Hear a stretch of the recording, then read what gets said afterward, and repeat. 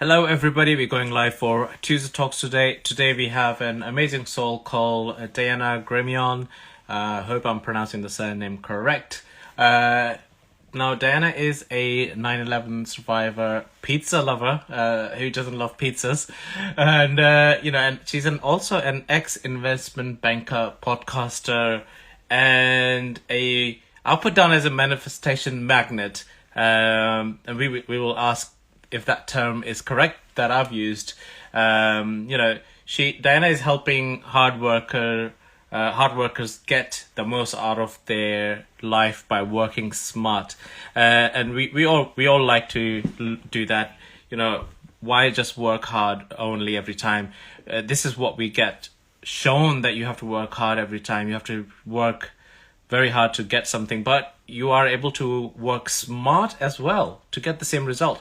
Let's bring Diana on. And Hi, Zishan. Hi, Diana. How are you doing? Oh, it's so great to chat with you today. I'm so excited to be streaming in from Honolulu, Hawaii today. Yes, I also forgot to mention that. So you are in Hawaii and it's early in the morning over there. Yeah, I mean, not too early. It's 8 a.m., but it is, I get, early. It is early morning. Yes. It's Yeah, 8 a.m. I think is quite early for a lot of people. So unless you're a very early riser, but 8 a.m. is when people are getting up to just get ready to go to work, right? Yeah, I used to be one of those people who struggled a lot with my sleep, and was more of a night owl and would sleep till like 9, 10. Now, with a lot of the healing and energy work that I do, I actually wake up naturally around like 5 or 6 in the morning, typically, without an alarm.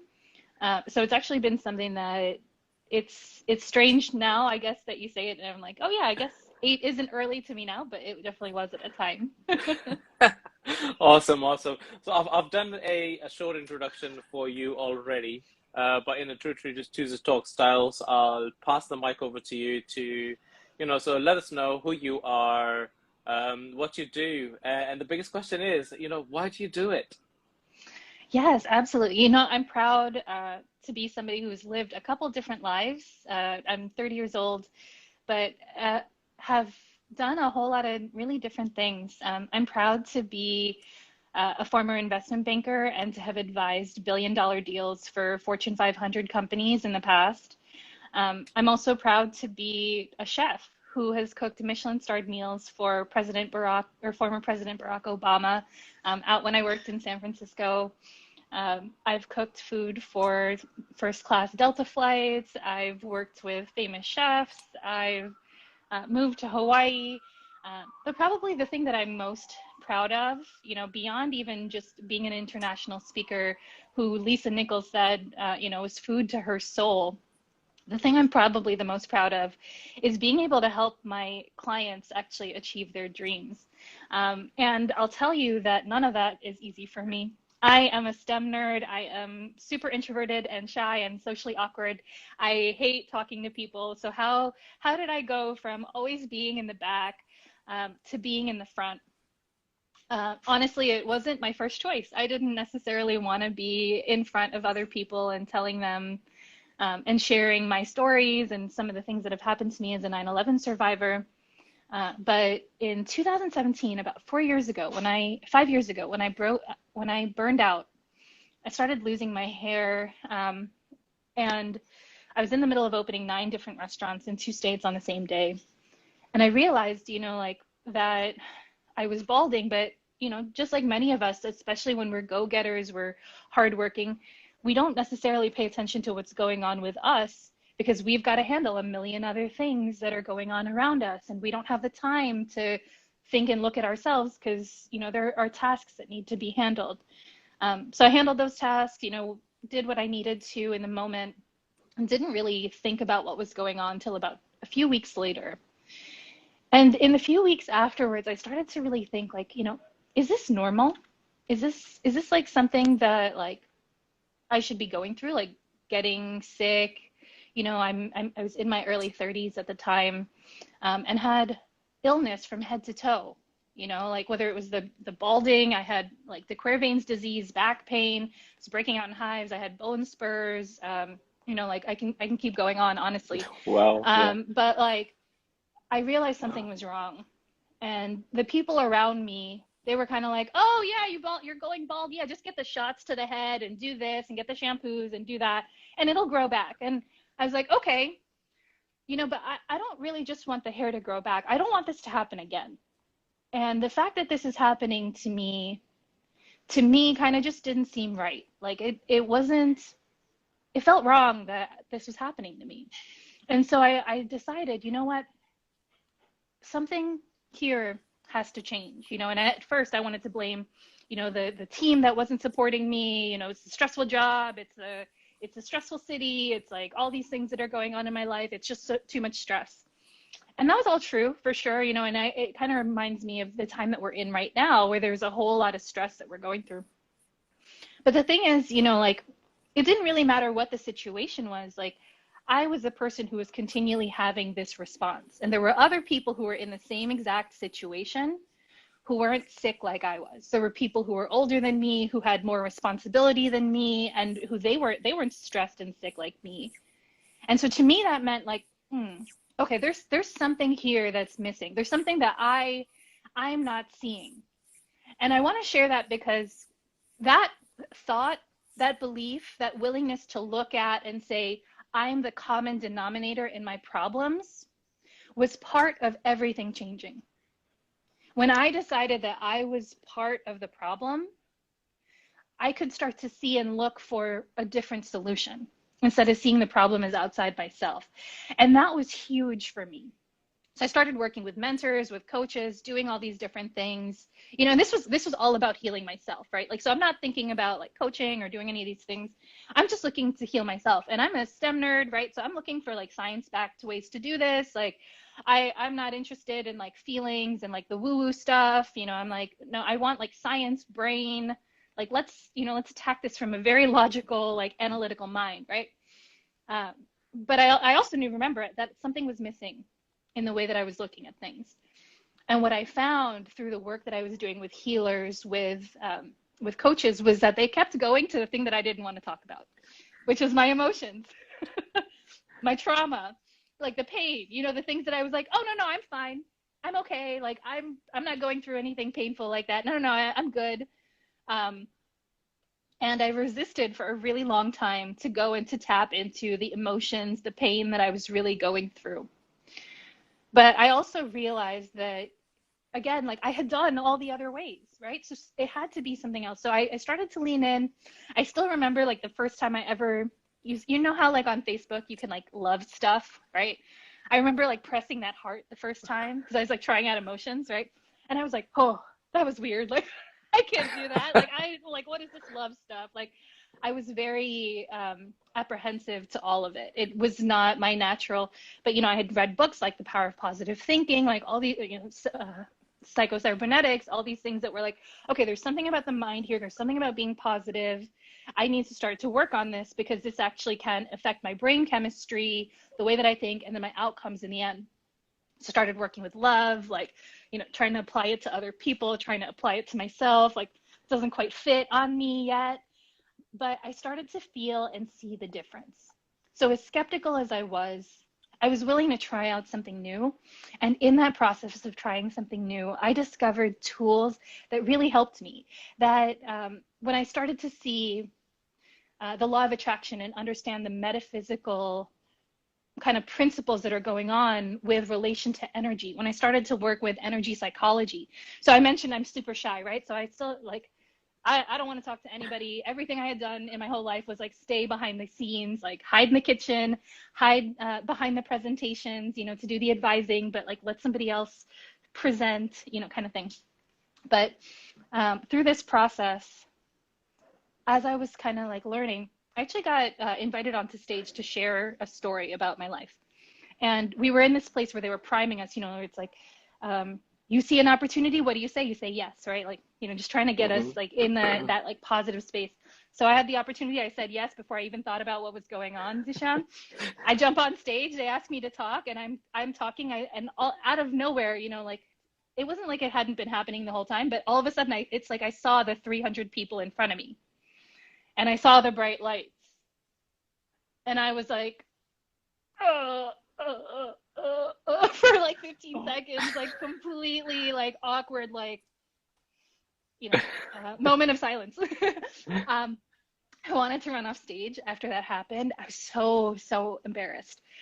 But afterwards, as much as I tried to run off the stage, people literally followed me.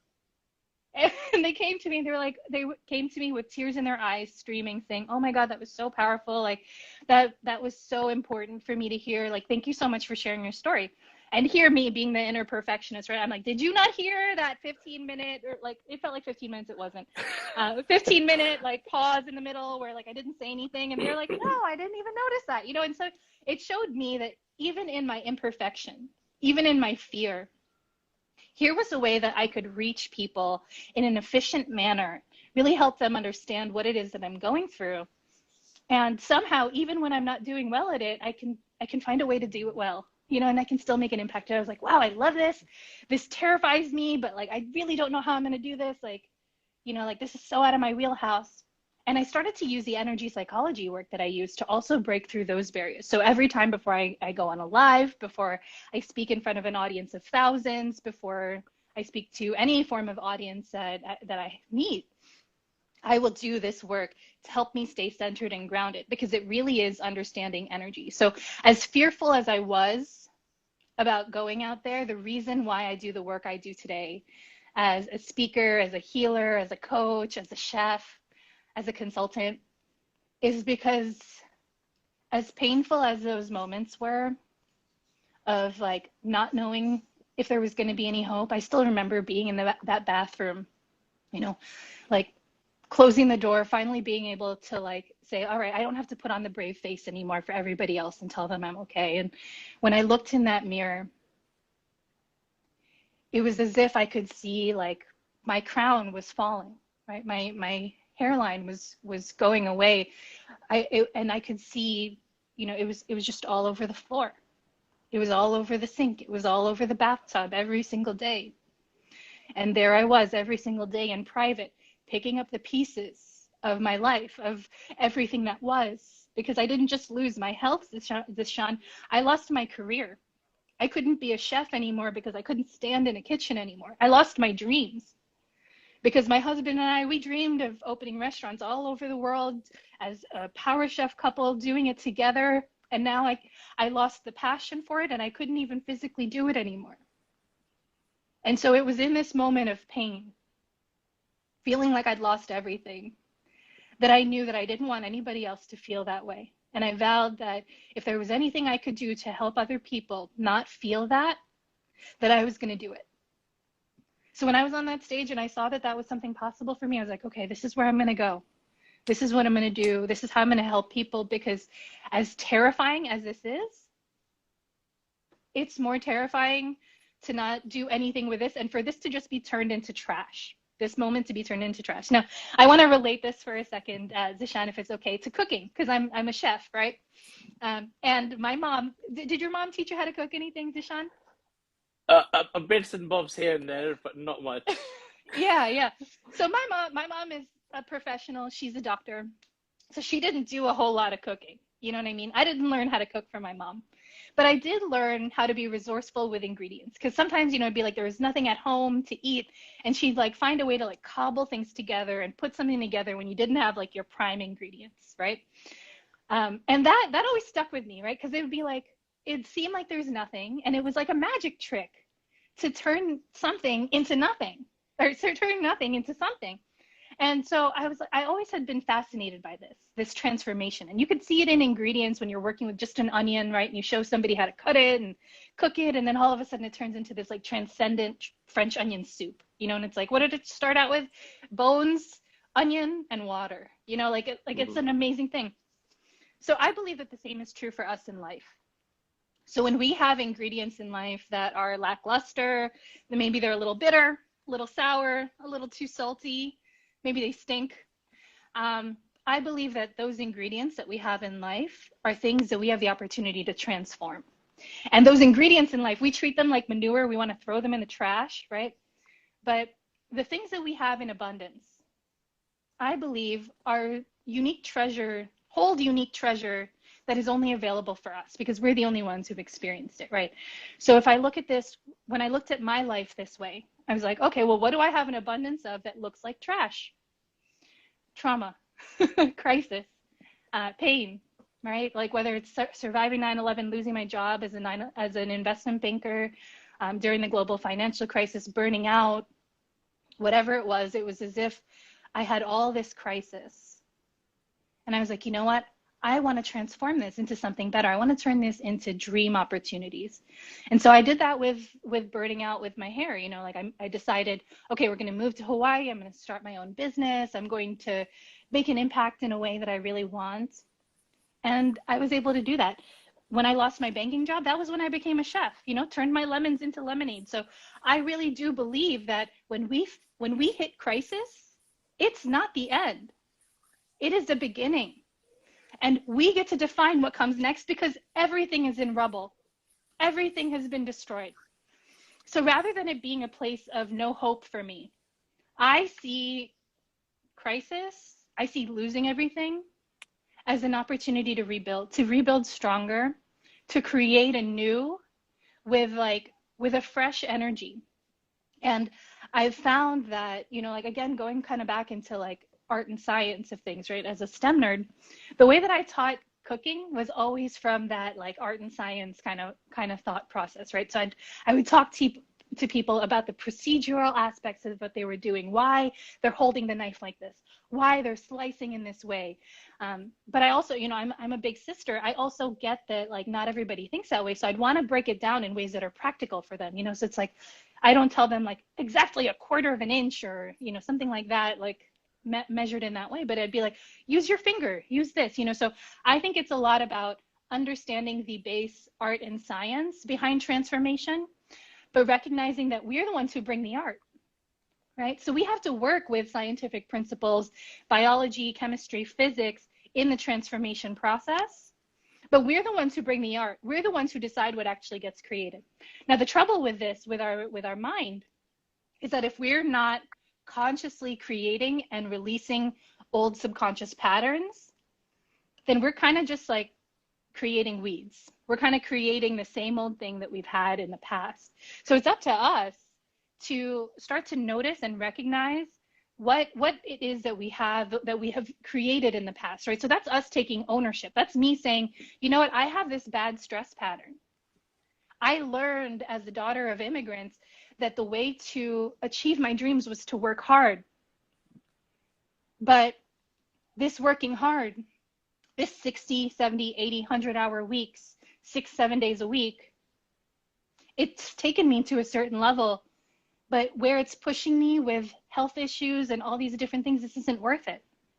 There's got to be a smarter way, right? So I had to start to unlearn those principles of belief around who I am and what I do and how I do it, and started to look for, okay, if I'm not going to work harder, how am I going to work? And that was how I discovered really ways to work smarter. So in my Manifest Your Dreams journal, for example, I've codified a 4-step process working with my clients. They're often hard workers, you know, maybe burned out, but don't have a lot of time, not a lot of energy, you know, and they're looking to shift their results. And what I devised was a 15-minute process that they could do every single day to help them experience a shift in their results. Literally, they can feel it in a week. And within a month, they're seeing different results. And as they keep like with the process, the results shift exponentially in the direction of their dreams. So that is something that people like in my way of working smarter, not harder, helping more people actually know the method and be able to manifest their dreams without all of my time and energy. That's why I created the book. You know what I mean? That's why I made it, was because this is about me working smarter, not harder, helping more people without it taking my time, and so people can get better results without me, you know. But of course, like I have means of supporting this. So I have like a weekly support group for the journal. It's called the Dream Accelerator. I do coaching to help people really customize it to themselves. But I know that this alone, and I've seen it like with people who like have bought the book and shared their feedback with me, you know, it's like, oh my God, like I was in this hopeless place. I didn't think that there was anything that could happen for me.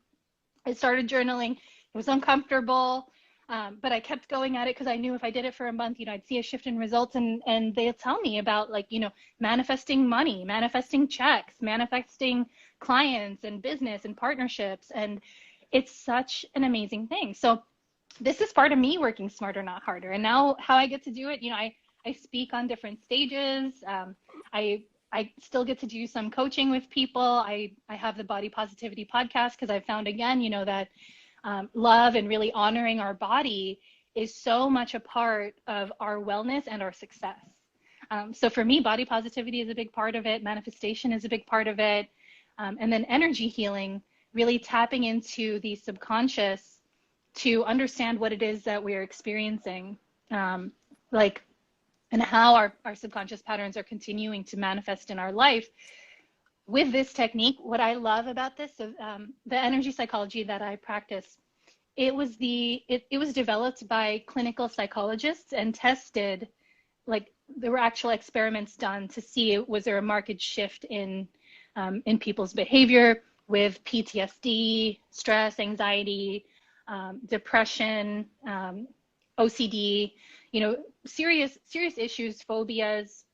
Were people able to see a shift in just minutes? And my mentor is actually one of the people who studied this, and she studied this with genocide victims in Rwanda. So I share that because it's like sometimes we think things are not that powerful or strong, and like this is science-backed, studied by clinical psychologists, used with people who've survived genocide, people in prison. And it's what I use too with my clients, whether they're coming from the place that I am of having a lot of trauma that maybe they don't even know about or see. What's great about this method is you don't even need to know what your trauma is, because sometimes trauma can actually also be generational, where in our cells, in our bodies, we can hold trauma from our parents. So it's not even like we have a memory, or like even further generations. It's not even like we have a memory, but it's still somehow affecting our reality right now. And it is something, because it's within us, when we look at ourselves more as a mind, body, energy system, we can clear that. So Deshaun, have you ever had the experience of like, you're angry with somebody and then they walk in the room and like you feel it inside your body? Quite often, yes. Yeah, right. So I mention that because what happens when we feel that inside our body is that it's kind of indicative that our mind body energy system is in play, right? So we thought a thought, we saw them, and instantly within our bodies we have a reaction, right?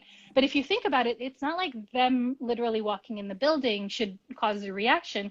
There is some form of stuck, stored energy inside our body that our body stored and kept stuck because it felt like it was somehow important information or something to protect us in the future.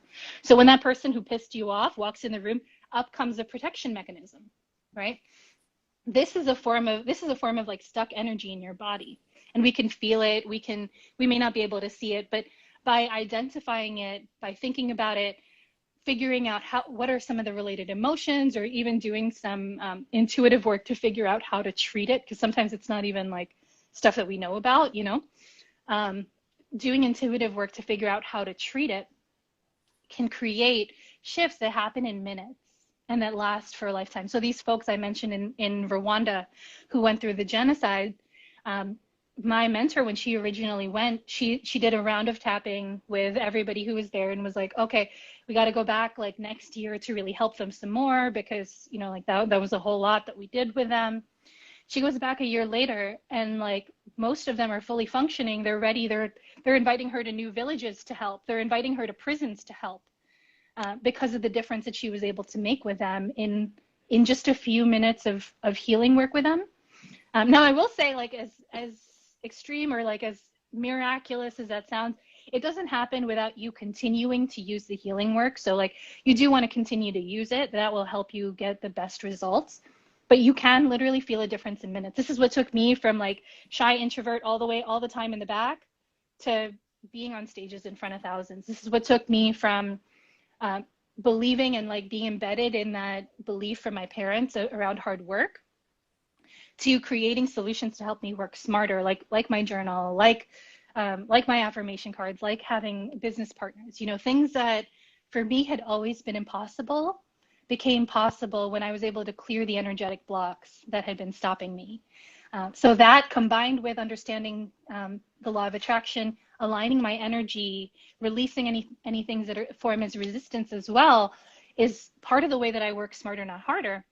And, you know, Deshaun, I mentioned, like, I'm a math and science nerd, right? Like, never in a million years did I think that I'd be talking about meditation and like metaphysics and like intention setting and emotions. Like, this to me was all the fake stuff, you know, the things that like that weren't good, you know, like that didn't make sense. And what I realized for myself was how much of that was actually the missing piece for me.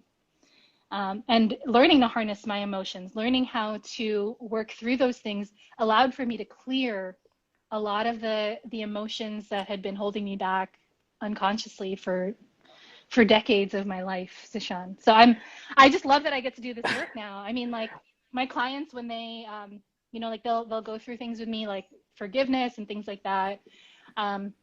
Because that's a big part of energetic release, is like we're holding on to a whole lot of resentment, right? And like we think that like we're somehow punishing them, but we're the ones who are feeling the resentment and the dis-ease in our own bodies.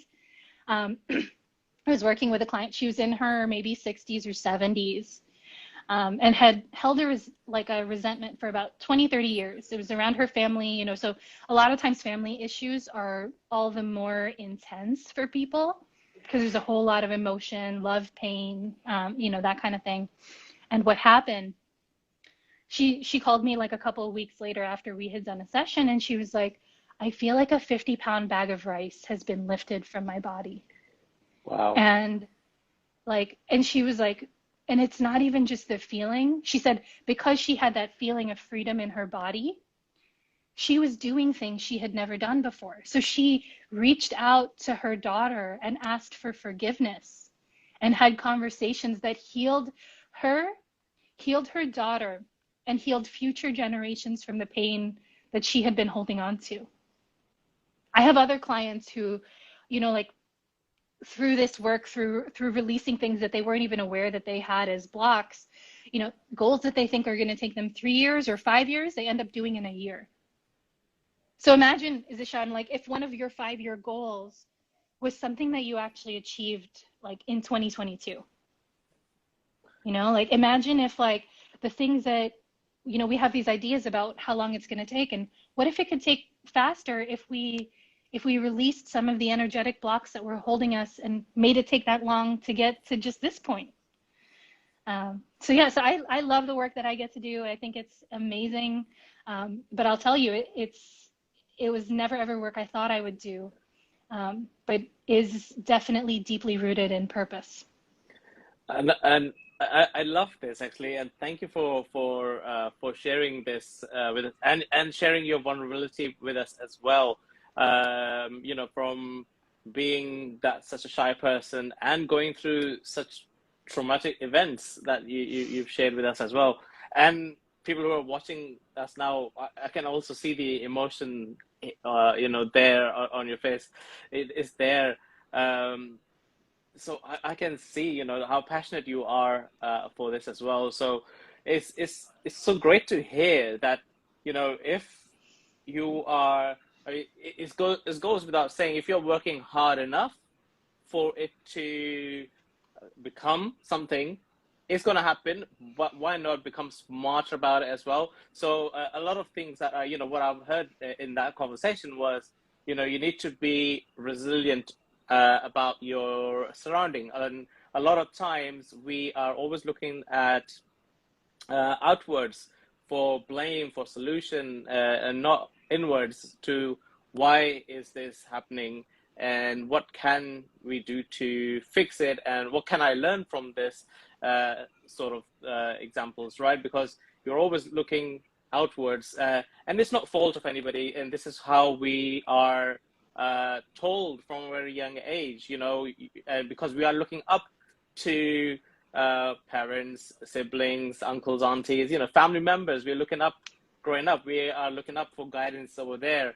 And they can only teach us what they know, right? So it's no fault of theirs as well. So I always say that, you know, you there's nobody has taught you anything wrong. It's they've just passed on what they know. Yeah. But now there comes a time that you realize that, okay, all this is not working for me, for what I want to achieve or for what I want to become now. Once you have that realization moment, you need to then unlearn, as everybody says, stop using those things. So you have to unlearn it. And in that time of unlearning, you need to now teach your body. So you need to start learning new things that your body needs to understand. And I know that it's not a very easy way of doing it, right? So you are trying to unlearn something that you've been doing for since you were year one, let's say age one you started Yeah. doing it, right? It usually starts very early, because I know from the because I work with young entrepreneurs as well, so I know that money handling, for example, right? So money side of things, kids age I think it's about 8 months are aware of how money works, in terms of, because they are seeing you what you were doing to buy stuff, how did you purchase in the store, because you are taking them Mm. everywhere, so they see what you just did, so they know in the old time where you were going around with the cash. But now obviously it's a plastic, so they will associate that plastic with okay, if you have to Yeah. give this, you can take that, right? And so forth. And they are already ahead of time, because they're the best salespeople around when they're little anyway, because they know how to ask for things that you will buy them, right? At the end, they get their way, so they're the best salespeople. But if they, along the way, obviously we pass on what we need to do. But I'm so fascinated with the story that you've just shared, and your pivotal moments that you had to take. So the question would be, when you recognized that you needed to take that pivot moment and you moved to Hawaii to start a whole new, right? So I also, it's something I recommend myself. I talk about it quite a lot as well. So I say, if you think that you need to achieve some things, why not start everything from the beginning? What's the worst that will happen? If you have all these things going wrong for you, nothing is working out, have you thought of just packing up and moving? If you can, I'm not saying that you should do that. That is, you have to obviously do your due diligence and everything, not just pack up a bag and go. You need to do your due diligence. So how was that journey for you once you moved to Hawaii and, start the whole process? It's pretty much just unlearning the old and learning the new. So you're on that journey. You came across, I'm sure, a lot more obstacles and challenges. I don't like to use the word problem, because there is no problems. There's always obstacles and challenges which we Oh, have to overcome, right? I love that. And I actually, I hear what you're saying about problem, but I want to share that for me, the way that I've always looked at problems is like math problems. So in my mind, if you do have, like with that, if you think about a problem as a math problem, with every math problem, there's a solution. There is a solution. You may not know what it is, but there is a solution. And how you find a solution is through a process. There's a systematic process to figuring out a solution with a problem. And I think that the same is true in life. And so I definitely have that systematic kind of approach to problems. So when we looked at moving to Hawaii, I'll just share a little bit of like the behind the scenes of that, so we decided we wanted to move. It had been a dream for us in a way where like we had both felt called there, like it was already home, even though we had no ties there. So it made no sense to move to Hawaii. We have no family here, like no jobs, nothing, no friends, but we felt called here. And I was like, okay, well, I'm going to go for the calling. I'm going to go for, rebuilding from scratch, like you said, Zishan. And so in doing that, we actually came to Hawaii for 2 months, stayed on 2 different islands to figure out what island we wanted to live on. Chose Oahu because we liked the center of commerce, all that kind of stuff. And then from there, we decided to set down roots here. I worked a little bit in some culinary consulting with a company, because I talk about this because these are practical steps to manifesting the dream. So it's not like it's going to look exactly like we think it's going to look right away. We have to take the practical steps to make sure that we're making good decisions along the way.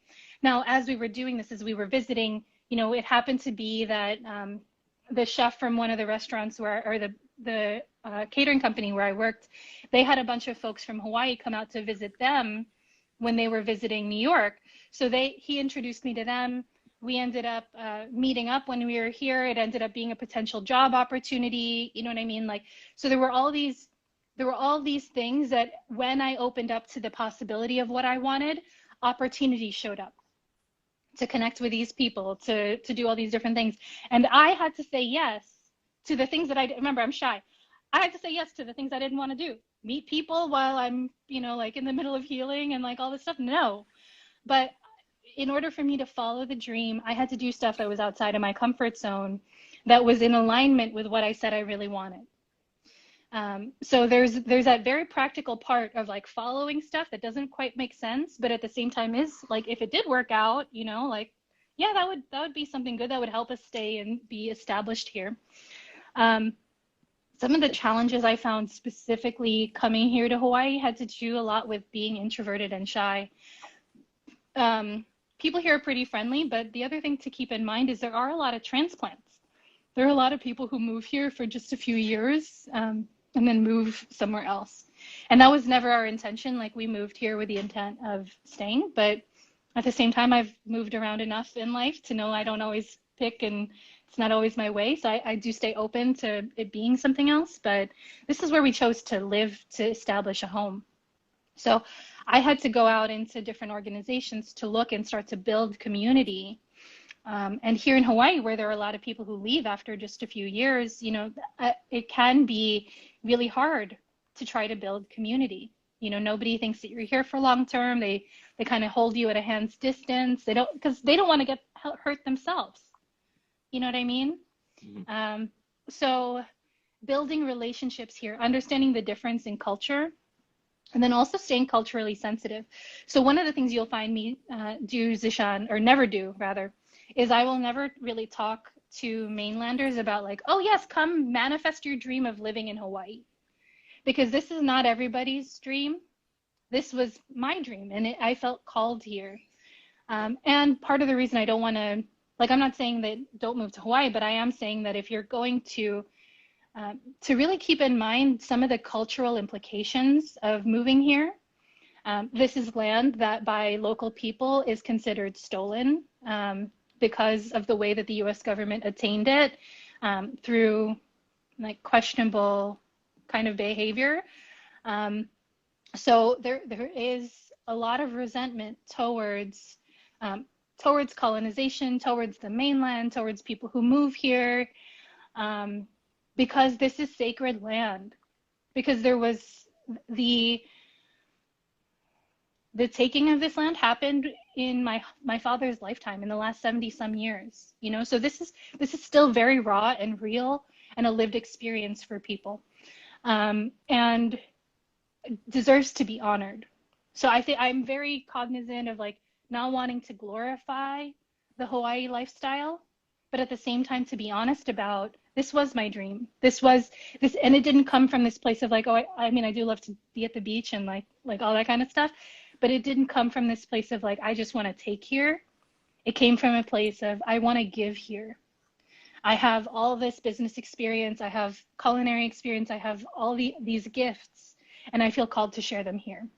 But I will mention that, you know, those racial tensions can be something that like contributes. Being Filipino, it means that I have historical lines even that are connected to Hawaii because of plantation times and things like that. I actually have family who lived in and were, they lived in what is the Philippine consulate before it was the Philippine consulate. You know, like, so there's a whole lot of history that we have here. And I don't know if that's why I was called, but I also am aware that culturally, the way that it looks is I'm a mainlander from mainland US, an American-born citizen who comes to Hawaii and is taking up land, is taking up space. So that can be something that's actually challenging, and something that maybe not most people would think about.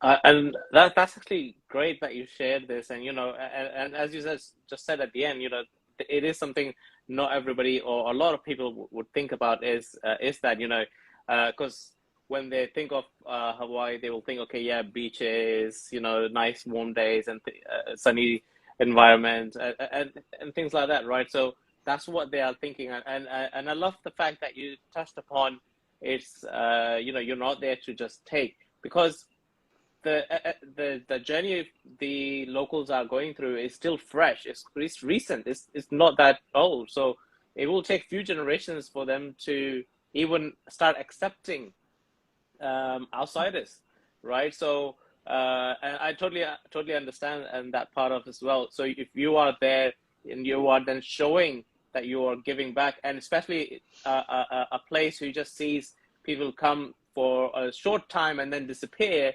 and in that short time, what they did was just take, in terms of, they just came and enjoyed the sea and all that stuff for, let's say, 6 months, a year, or 2 years, and then disappeared. So it is, and I can see how that would feel. But it's a good point that you make, that a lot of people need to look at it for wherever they're wishing to move. Not just Hawaii, wherever you're wishing to move.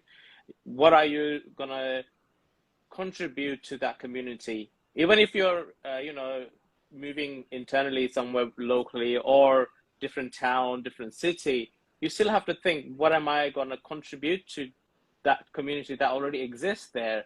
How can I be accepted in that community, or how can I be adaptable to that community? Because sometimes it's difficult if you're thinking of, oh, would they accept me? Because now you're blocking yourself from being accepted, right? So if you are just saying, am I adaptable to that community when I move there? What can I do to adapt? And that's all you need. But I love the fact that the journey that you started, and then you pivoted, and you went through your healing process, and you had to obviously go through the emotional side of things, which 90% of us who are in the corporate industry, or workaholics, or love science-backed stuff, don't look at, right? They're like, oh yeah, well, no. But it's amazing to see that obviously that has a fraction to play. Sometimes it's a big fraction to play. I'll share a little bit about myself. I mean, I am a sensitive soul that I've come to know myself. I am very shy. I grew up very shy, very introvert. But I had also another part of me who liked to express myself out. But I just needed a stage. That's all it was. So I was into my music, so I picked up a guitar and all that stuff. As long as I was on the stage, you'll see a different Zishan out there. They'll say, is this the same person, crazy guy? And came off the stage, I'm in the corner quietly sitting down. As you've never seen me before. I don't know any of you, and like, you'll be sitting next to me, and I'm like, yeah, quiet. So like, does this guy talk? But he was like up there dancing around, jumping up and down, like there's no tomorrow. So that's there. So I always called, I'm on the fence of introvert, extrovert every time. But if the choice came, I always choose introvert. I'm like, yeah, quiet, just sitting around in the room. The room will basically go quiet. But yeah, and the time for me came as a realization. It's like, okay, it's me choosing also. That's how I looked at it. It's me choosing to be the introvert side of things when I have already experienced how I can be an extrovert given the chance, right? So it was a case of, okay, why am I now choosing to just sit quietly if there is a person sitting next to me who probably is also an introvert, maybe is just waiting for me to say hello, right? Why not just say that? Hi, did you enjoy the show? So that way. So, or those things. So it's a case of accepting. And I heard you say that as well. It was like taking the ownership of what situation you're in, or what moment you're in, and creating that. So a lot of stuff. So I never believed in the spiritual side of things, so I'm not very religious as well. So I'm not practicing anything. But I come from a religious background in terms of families. So there's like hand-me-down kind of things which I embedded in me.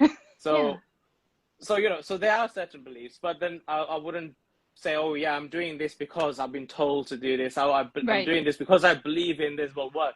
I'll do certain things. You know, if I'm walking and I'll pick up a banana peel that I've seen on the floor, it's just because I don't want somebody next person to fall or trip because I've seen it now. I can just pick it up and move it. Or you know, my mom had always told me, pick it up because you will. God will thank you for it, you know. So if I've been thinking of that, oh yeah, I want to please my God and pick it up, but you know, things like that. So, or I will do certain things. So come a bit more older, and then I started making some more friends who were healers and so forth, coaches, and I was telling them what I've been doing. Is that you are manifesting this, you've been manifesting that, and I was like, really? I didn't even know I was doing all of this stuff. So I was doing a lot of stuff unknowingly throughout the years. The processes I was using myself, which I thought I was the one using it by myself, but it is a process out there. And that was, oh yeah, you've been doing this, you manifested. I'm very visual, so all these conversations that I have and everything, there's always a movie happening in my mind. So I work in pictures and moving pictures, so it's always that way. You can be telling me something. So when you were telling me your story and everything, there was literally a film in my head going through all that stuff and playing it out. So I'm quite visual in terms of that. So it's the realization that I love, that, you know, is you had to realize that, and you had to take ownership of that situation and then look inwards to heal. I always say we all go through some sort of trauma. There will be no matter how happy life you have, no matter, you know, if you have kids and everything, no matter how much you try, there will be some sort of trauma from somewhere that they will get. It's a case of making sure that they know what that is in your lifetime. Is great, you know, that we are able to help. But there's help out there when we are older as well. But I find it is sometimes too late by that time, right? If you are able to start afresh and go through the process, that's great. But if you are able to help earlier in life, and you can, like you are doing, like you are helping, and all the clients you are helping, I probably will tell them, you know, get your kids involved as well. There's no, you know, get them to understand, realize things like now, because they're at the early stage, they can pick up things much more quicker than us, be more aware of what's happening around themselves. And that, and I love that. And I love the diary that you have. Do you use that regularly, the manifestation journal for yourself, in terms of, obviously you created it. What's a typical page on that looks like? What do you have to go through it?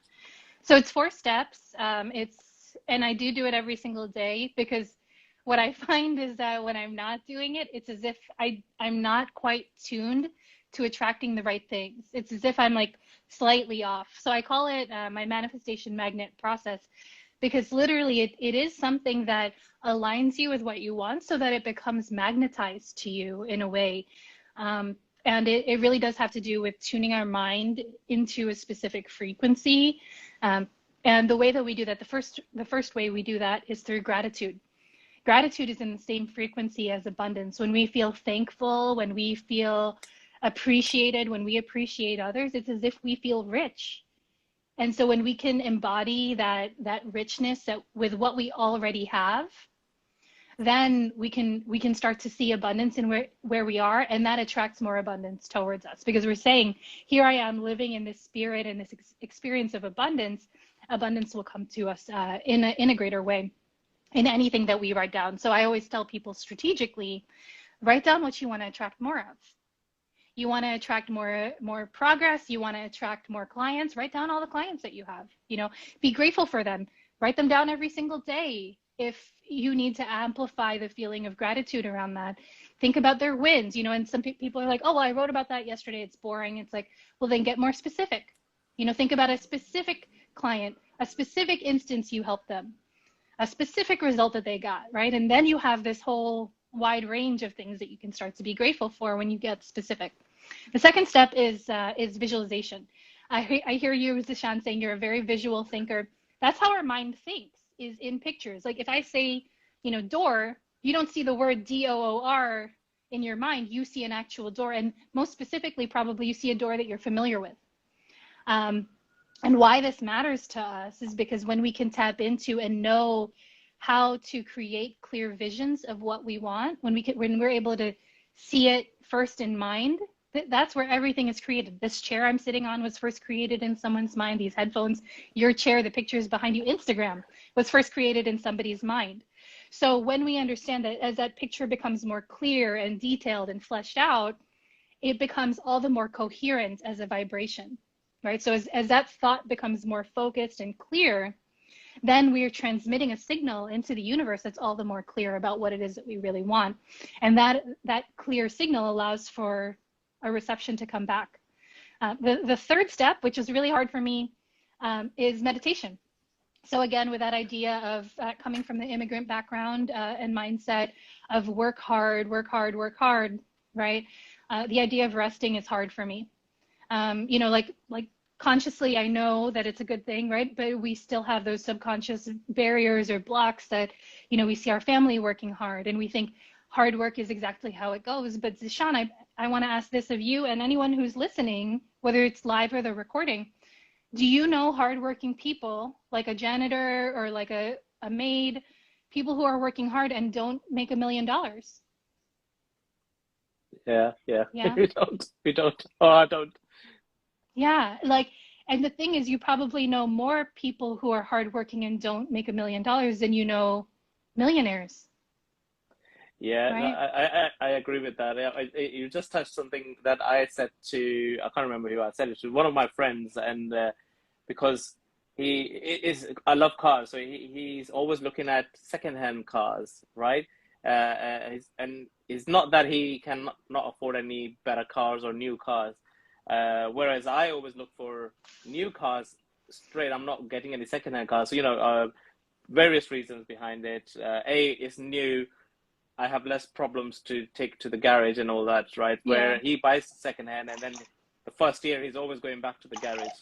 I'm like, so that's the contrast. I'm paying for my comfort and for my flexibility that I do not have to worry about it. And 2, 3 years time, I'm just going to return it anyway. So that's another way. That's me trying to work smart rather than hard. And that's where I was pointing out to him. I said, the way you were looking at it, you're always working hard. That car you had you bought it after me, and you've been to the garage 5 times already. So that's hard work. You're taking that time out of your day to then look after the car. The car's supposed to take you from A to B, look after you, not you looking after it. I love that. So Yeah. sorry, I've interrupted you as well. No, I think that's a totally, yeah. And it's a way that it almost manifests in in an unconscious way, right? Like he's thinking he's doing one thing, but what he's really doing is choosing more work for himself, you know, thinking that he's choosing something else. And I think that that's very normal for us. You know, how many times are we like, do we say like, oh, I'll just take care of it myself, it'll be faster, right? Or like, I'll just do this myself, it'll be, you know, like it'll be easier, then I won't have to explain it to someone. And we're thinking in that short-term reward of like feeling scarcity with time or money, right, in that moment. But we're not thinking about the long term. We're not thinking about like, okay, this is not just about me saving time right now, but this is about me scaling and leveraging and building a team and delegating away so that I don't have to do this task forever.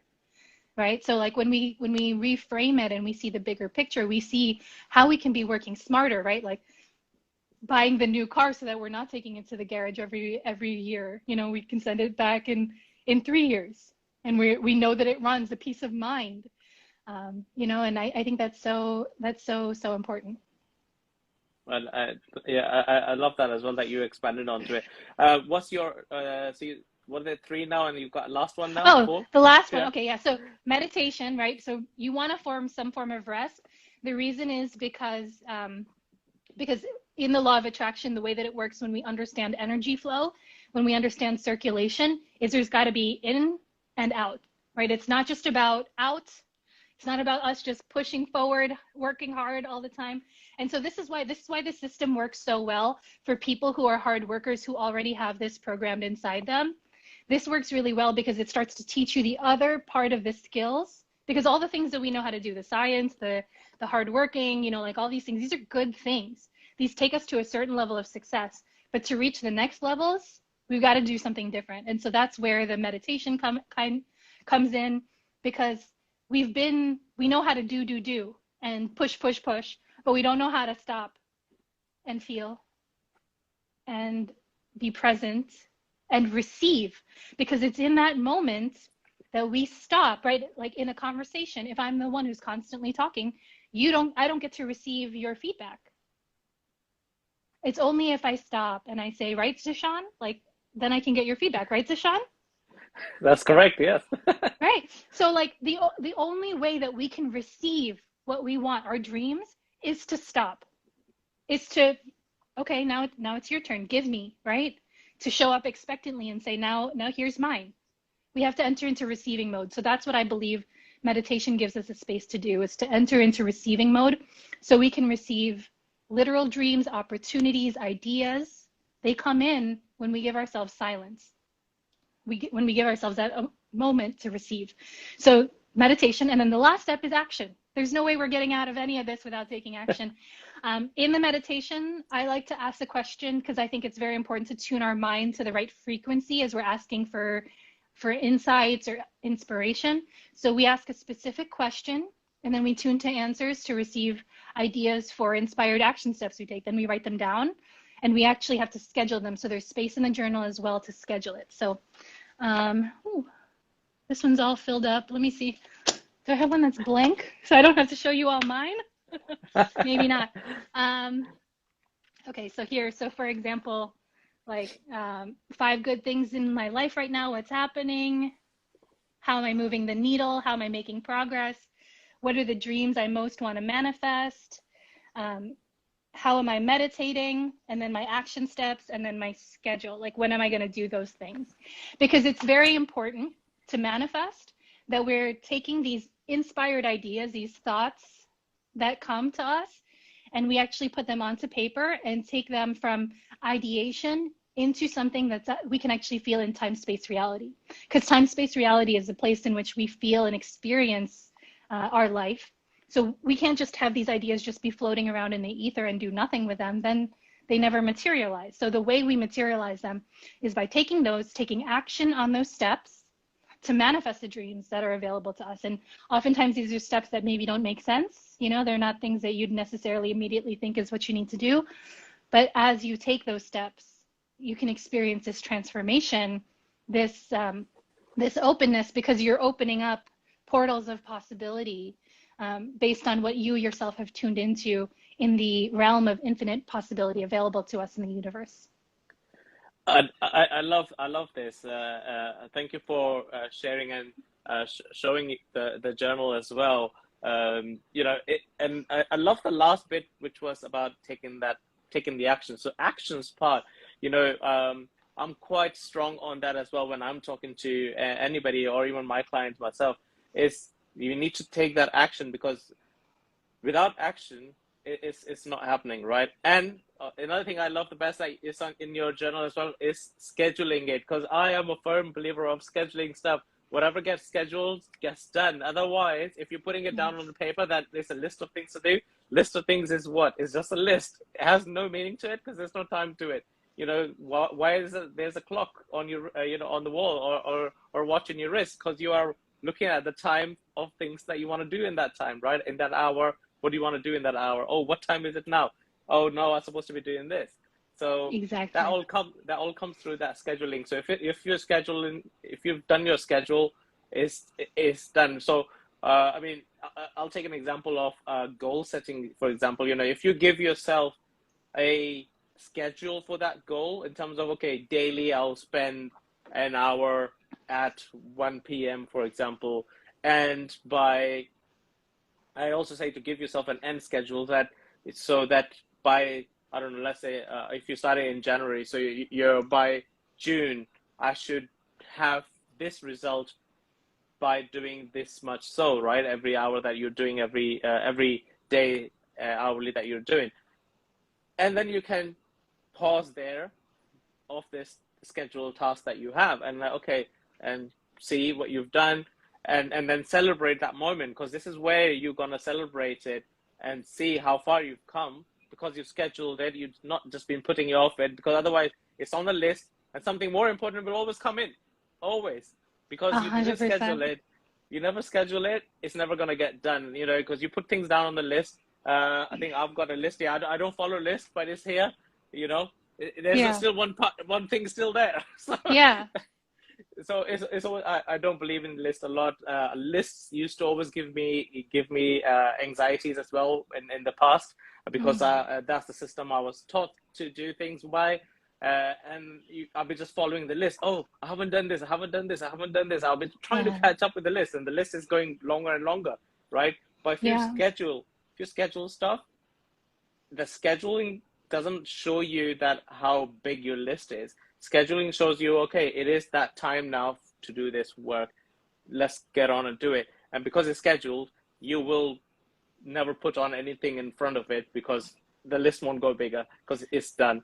I love You that. know, thank you very much for your time today, for sharing all this, all journey, your vulnerability, and so much more as well. Speaking with you, unless you had not said that you were an introvert, shy person, nobody can tell. That's what I'm saying. So we can't tell that.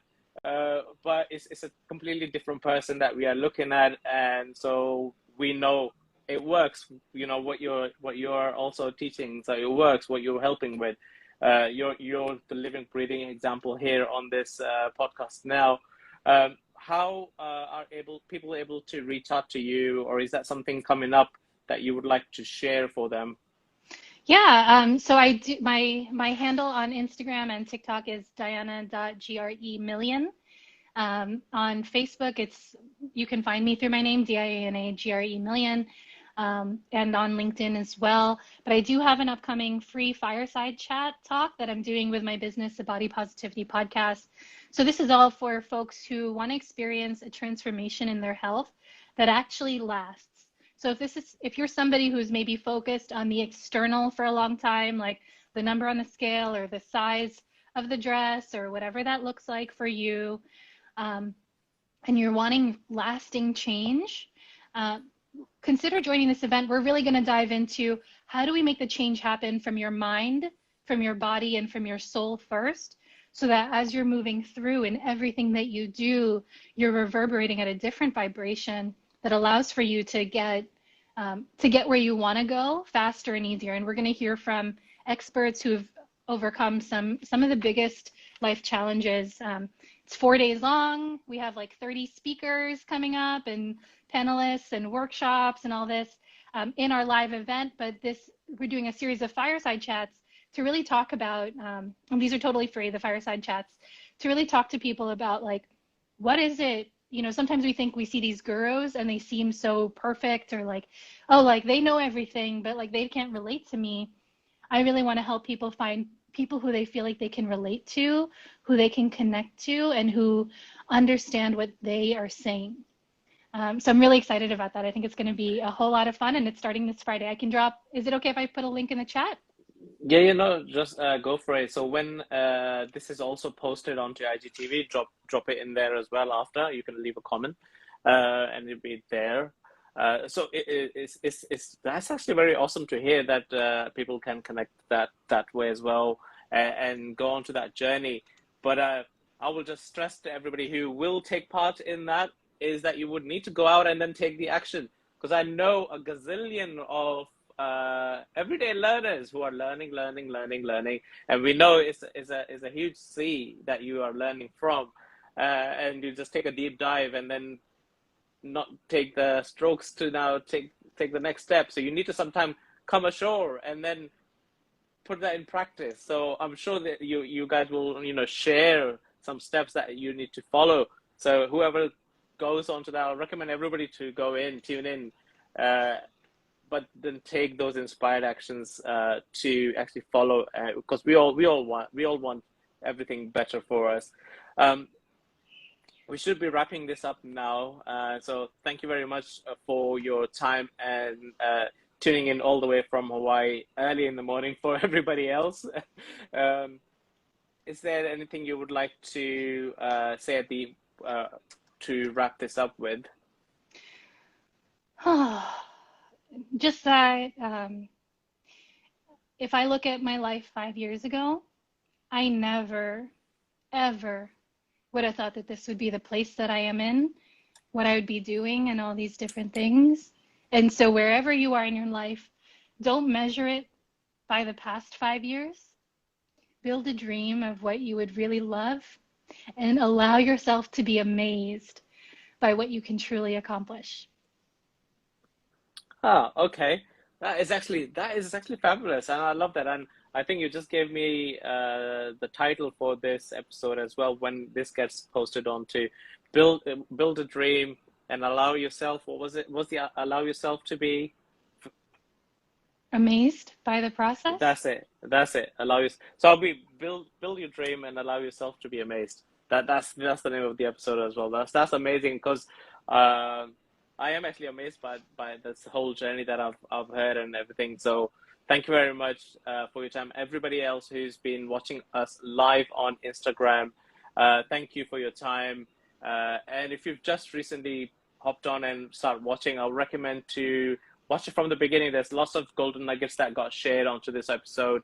And people who are still watching or have started watching on a replay, if you found this inspiring or there was a spark in you, share it with somebody else, because it's our duty not to keep this inspiration or spark with us.